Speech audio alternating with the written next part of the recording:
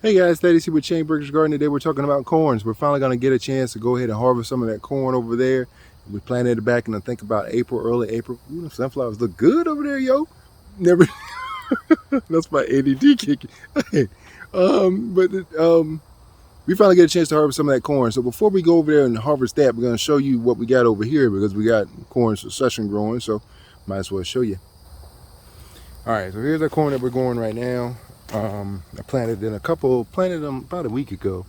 Each corn's planted about 1.5 to 2 inches deep, and that's best for, the deeper the better. You want them to be in a stable, want them to have a stable root system because they have a really shallow root system. So the deeper the better you can get them. Each one's planted about a hand apart. Now this just kind of worked out like this because this was originally the lettuce bed. We know we failed miserably in that. Accept it and move on.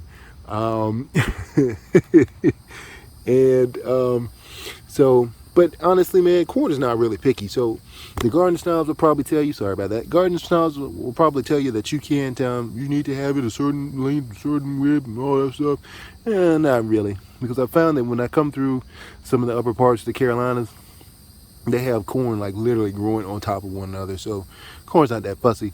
And the tighter you want to get them, the tighter the formation, the better when rain and storms and all that stuff comes through. Because they keep a nice tight formation, they're less likely to blow over. Even though corn is still going to blow over. I mean, it is what it is.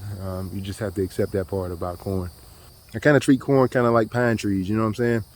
I like them, but they're gonna fall on you eventually. So um, that's it for this. But also some people like to soak their corn overnight, 24 hours in water. I've never tried that, but I've heard that form of stratification helps them come up faster. So if that's a method that you want to do, you can try that as well. Also remember they're heavy nitrogen feeders, so you want to make sure you got your nitrogen fixed on that part. So I'm gonna walk over here to the corn section, and then we'll show you when we start pulling some corn here.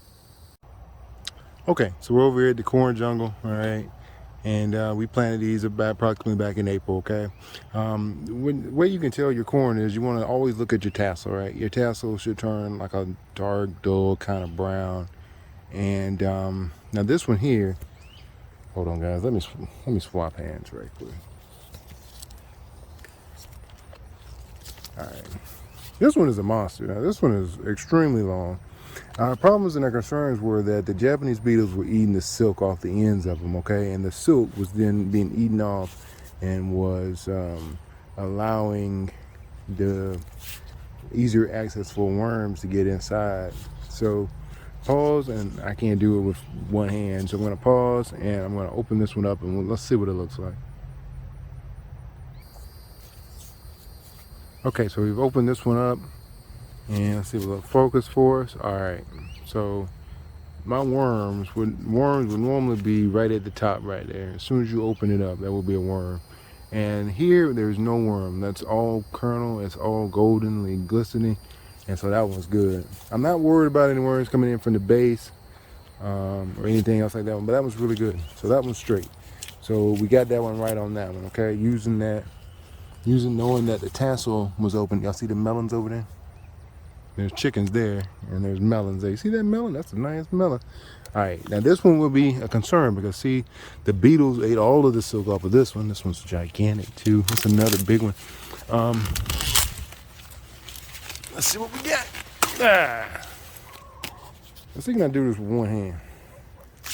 You want to look at some chickens while I try to peel this one over? All right. Let's see if we got a worm in this one. And this one might not have, okay. This one's not bad either. See if it'll focus. Yeah, so that was pretty good. Well, I haven't seen this side ever. All right, and now that one's straight as well. See, that one's good.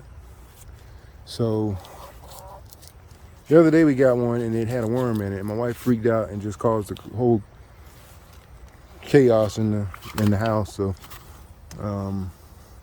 but I mean, we just look at the size of that. Like that is wow. The corn starts about here, right? I can feel the corn right there. So, wow, that's impressive.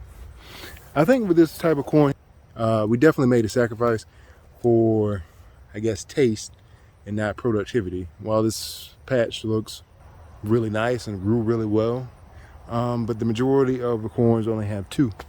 if maybe one, if I'm not mistaken. One. So some of them have two, some of them just have one. But the corn that I've eaten already was super duper sweet. So there were sacrifices made in exchange for taste, right? In exchange for taste, and we had to sacrifice productivity. So I'm okay with that. Thanks guys so much for watching. That episode was a little bit different. I kind of hodgepodge that thing together. I shot that video a few weeks ago, and back when the corn was in its, was in its best, living its best life, and we were able to. I'm getting distracted because my chickens are wandering away.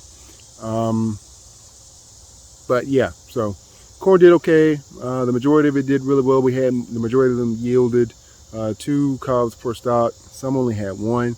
So I'm not sure if we'll go back with this variety again next year. But that's pretty much it for today, guys. Like, share, subscribe. Thank you so much for watching. And we'll get it again some other time, y'all. Peace.